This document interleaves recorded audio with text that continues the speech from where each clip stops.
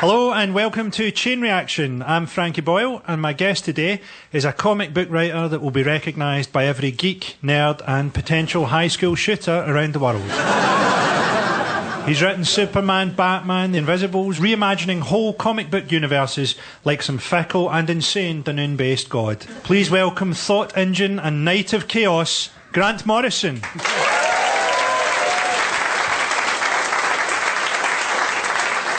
So when did comics start? How did you get into comics? Because when I was a kid, I was totally always into comics, and they seemed like a really great vehicle for expression. So I had these like characters like Captain Clyde when I was like 17. And that was in a local paper? Yeah, it was a local paper that ran in 3 papers, and he was an unemployed Glasgow superhero. Right?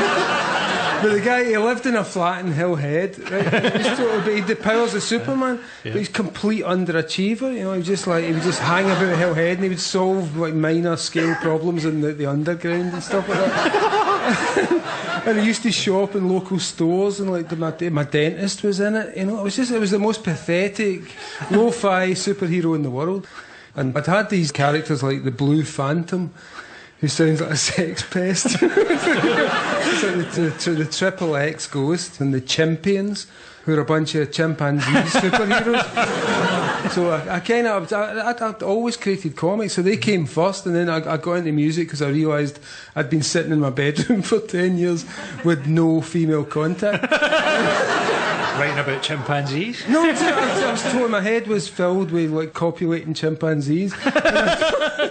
And I thought maybe it's time to get out, so I started up in a band, and we got out, and it took like 3 years for any human beings even to notice us. And how did people react to Captain Clyde when it was like printed beside the junior football results? Or well, they seemed because it was a local newspaper, and their idea, like a big major story in the week, was like Mrs. MacGyver's cat has been startled by a starling. You know, so it was like that was a big deal in the paper. Then inside I had Captain Clyde fighting these like skull-faced horrors and baby-eating demons. There's too many bloody bones and like flaming heads. Cool. There's sounds pretty good. Right next to the TV schedules. So there was like old women would read this and like long-term unemployed and get like seriously traumatised. So they eventually kicked me off it. And they replaced me with Tom and Jerry. Like that's like Tom and Jerry's the most violent thing in the universe. There's a whole thing in, people talk about the ultimate thing in graphic novels or comics is to transcend the genre and just get away from, being a comic book. Whereas your thing, I read your book Super God, it seems to be more that your thing is that you're part of the continuity. You're one of the people that writes Superman, one of the people that works on Batman, and there'll be people before you and after you. And yeah. I mean, obviously I make my own characters, that's a totally different type of storytelling, but say you're writing Superman's been around since 1938. Generations of people have added to this guy's adventures. When he first appeared, he was a kind of communist, socialist champion of the people. Then a few years later the war starts and the guy's like riding missiles into Japanese warboats, and he's like, sitting there like this huge phallic thing extending from Superman's crotch aimed at the Japanese war machine. In the 50s suddenly he's back home and he's got a super cat and a super dog and super friends and people that visit him from the future, and it's like a 50s soldier home from the war. So he's constantly always represented what people are into at any given time. I found it fascinating going into that world where Superman's been real since 1938. He's been around much longer than me or you or anybody in here, and he'll be around when we're all dead and there's other people in a room just like this listening to people just like us. So there's a kind of weirdness of going into those environments where they have these characters that have persisted for decades, and suddenly you get a chance to make Superman speak. I always thought it was unlucky for Superman that he landed on another dying planet. I think but it served him right, because ultimately everything about the planet Krypton was wrong. It would be Jor-El would say to him, the whole planet's shaking, it's falling apart. You've seen these movies, right, and the planet's shaking, and Jor-El says to him, I'm a bit worried, but there's some trauma in the core of this planet. I think it's about to fall apart. Oh no, Jor-El, you're an idiot. And within 2 days the entire planet falls apart. Well, maybe the planet was fine and Jor-El was just really depressed. Yeah, I mean that stuff happens all the time, and it's like people projecting their own fears of mortality onto the cosmos. Probably the planet's still there and Superman gets sent to Earth and everybody else is still back there having a party. You wrote a book, Super Gods, which is sort of about that. It starts with the continuity of the superheroes, and you only pop up sort of halfway through. So it's kind of like an autobiography, but you only pop up when you kind of get born into the continuity. They asked me to do some autobiographical elements to that book, so I kind of just put in the bits where I was most connected with comics. I treated myself as part of the story of comic books, and suddenly this creature pops in 1960 along with the Flash and tries to run alongside that guy. I started to get into comics in the 90s, and there seemed to be this idea about then, like an increase in realism. So it was things like, Batman suddenly was busting his knee and having to take a week off and all that kind of thing. Did you enjoy that, or were you sort of rebelling against that? No, I just thought it was daft, because Batman could never be real. It's just stupid. I thought, like, everybody's up in the rooftops in Gotham. You think, in reality, Gotham PD could have just controlled the whole thing really pretty easily. Everybody's just cutting about on a rooftop in plain view of a sniper. No, obviously they're all wearing faces, the Joker's got this. You can see him from 3 miles away. You just shoot him from a blimp. Also, increasing security on Arkham Asylum might have been an idea. No, but they don't. In Gotham City, like the madmen to be able to run free and just letting the chaos element and see what happens. Maybe locating Arkham Asylum outside of Gotham might have been a start, rather than just, that guy's got out again, he's killed 400 people. No, I mean, given the recidivism of Arkham Asylum, they should have located it in space. Well, there's no way some of those people are going to reform, though, with it, because like, some of them are like giant crocodiles and stuff. How can you expect him to... You can't even explain the meaning of reforming to a giant crocodile, man. I used to be a giant crocodile, but now I'm selling telephone systems. Grrr. There's been this idea, like, comic book conceits, the big ones, and they just don't have enough strength to them innately to sustain much, so the idea that Batman was designed to be a wee comic strip, it wasn't designed to hold big ideas. What do you think of that? Well, except that it's, he's one of the most popular pop culture characters in the world, and obviously appeals on a number of levels over decades.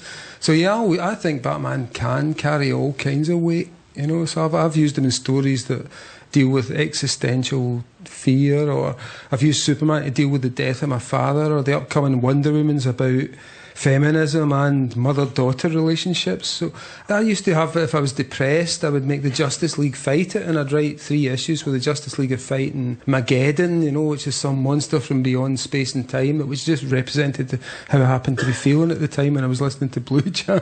I honestly believe these things can easily carry all kinds of weight, because all they are is symbols.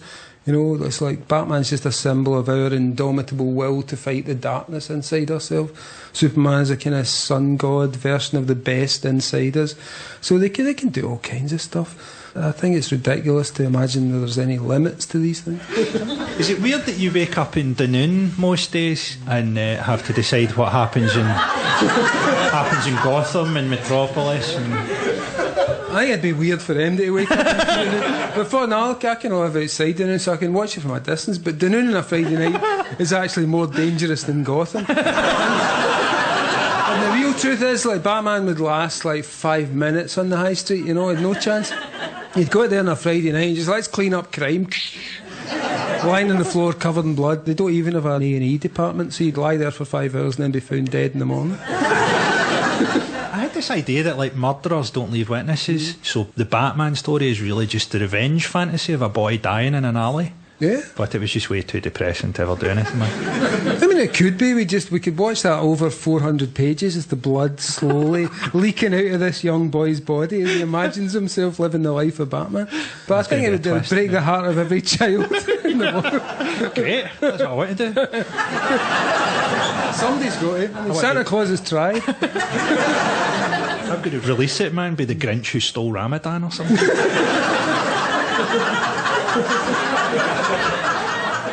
You did a book called Invisibles. It meant a lot to me, actually, because at the time that came out, that was just like a big download of information for me of like all these things I'd never heard of. Terence McKenna, Robert Anton Wilson, loads of stuff that I came to really enjoy. I was introduced to through that, and it's a really hopeful, almost like a transcendent comic about where is reality going.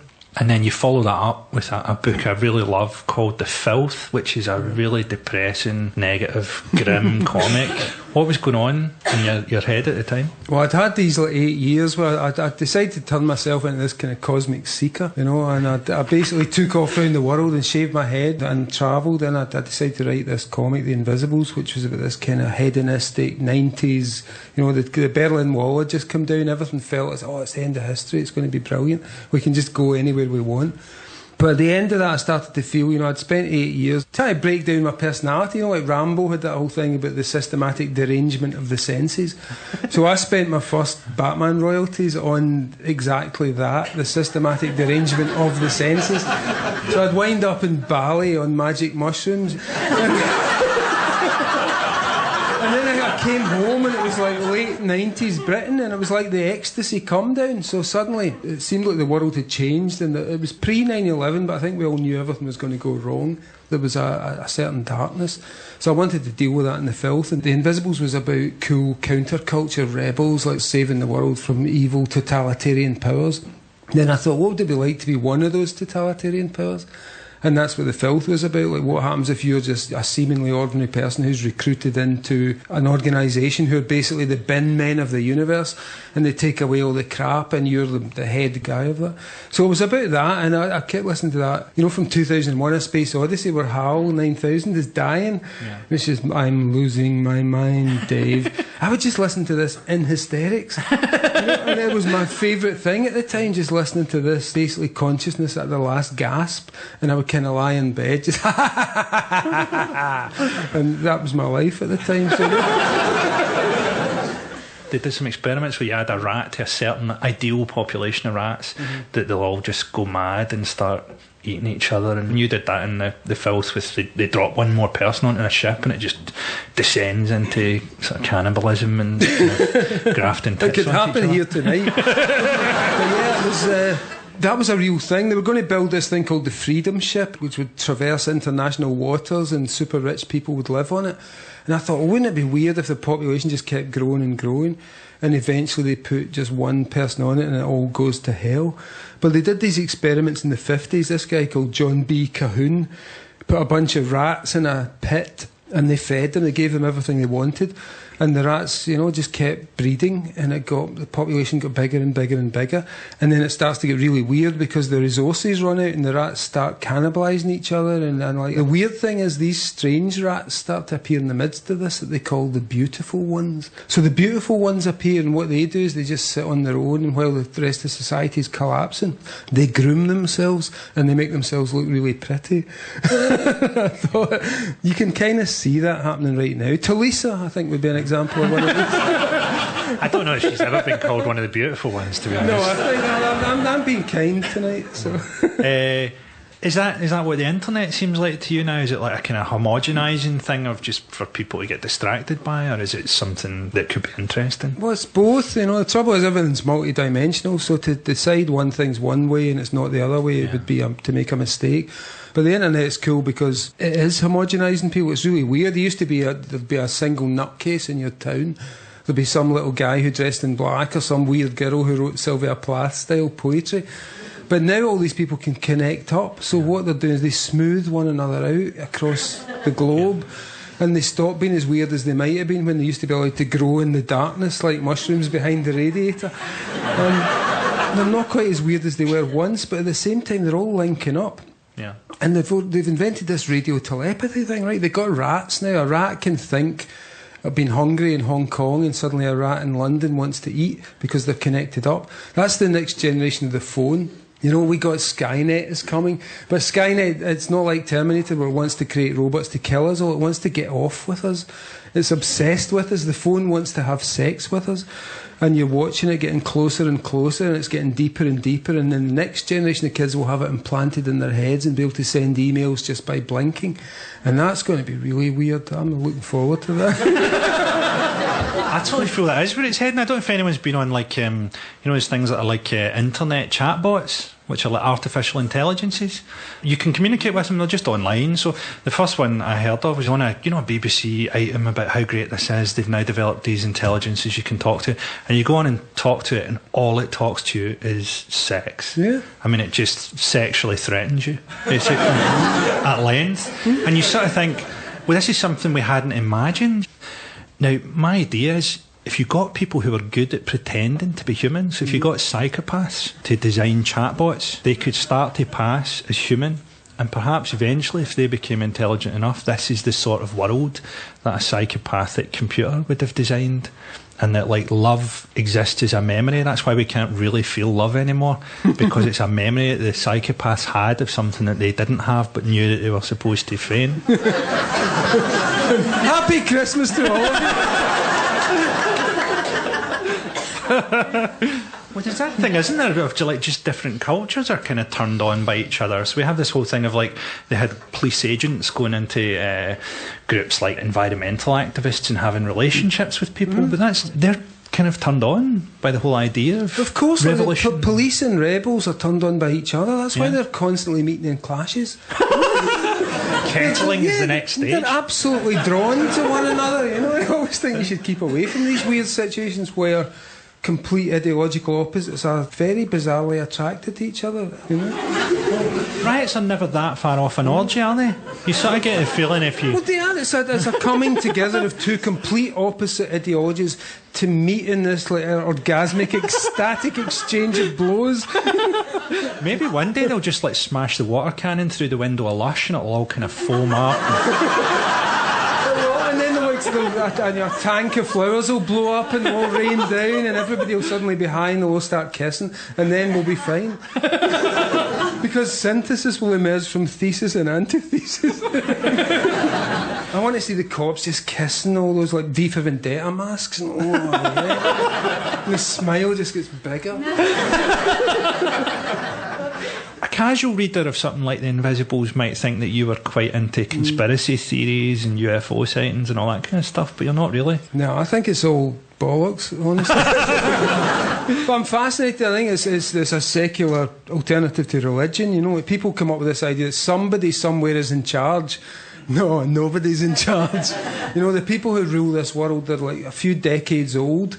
They're idiots. They're doing their best to, like, try and look sexy and cool in front of the rest of us, but really they're just like ordinary. Just think of what you'd be like trying to run Russia. Yeah. You know? And so yeah, you'll go out and ride a big horse and you'll pump some iron. Oh, this is what we're like. But inside you're a mess. You know, it's just honest, like us. As soon as I'd floated the idea of Russian sex riots, I'd have been out of ideas.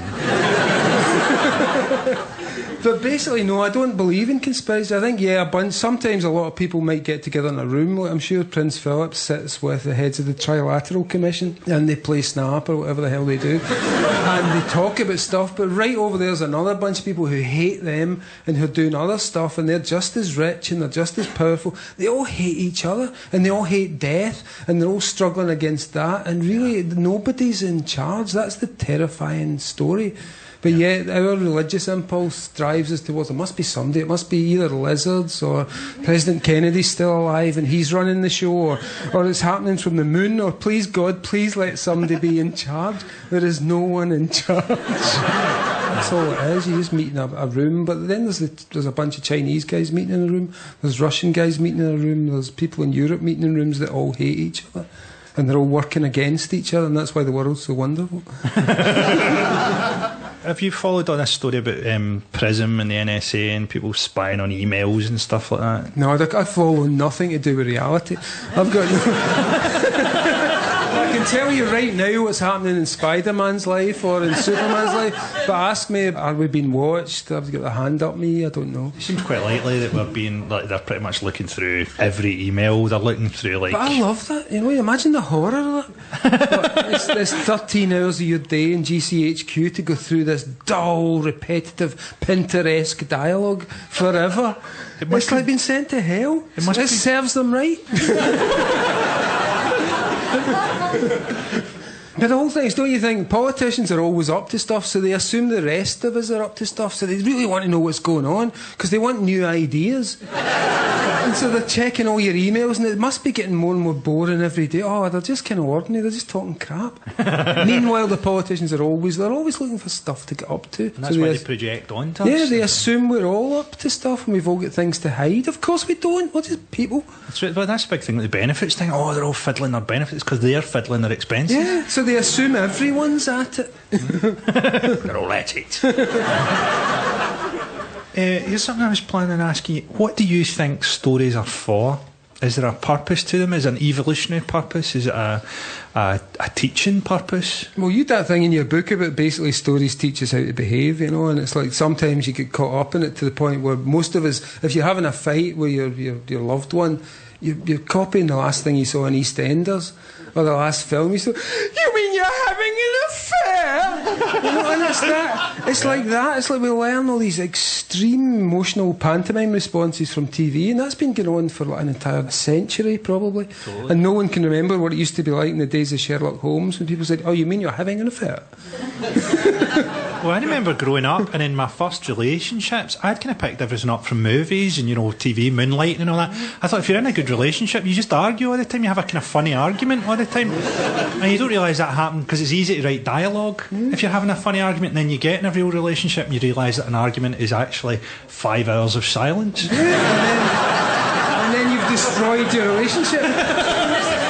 It's like Moonlight in episode 2 and the two of them hate each other now because of the hideous back chat that's been going on all the way, you know? There's a guy called Rupert Sheldrake has a theory. It's a bit like what you just touched on about talking about the rats communicating, where he reckons that there's morphic fields, so that information gets relayed without people necessarily meeting each other. I think he started out looking at chimps that couldn't swim, and the minute they learned a tool skill, chimps on the next island learned the same tool skill. So his theory is that there's morphic fields of information that get passed along, and then there's like Jung's idea of the collective unconscious and all that. Do you think there's a case for that being where people's ideas come from, or do you think there's much validity in any of that? No, I think he's talking shite, man.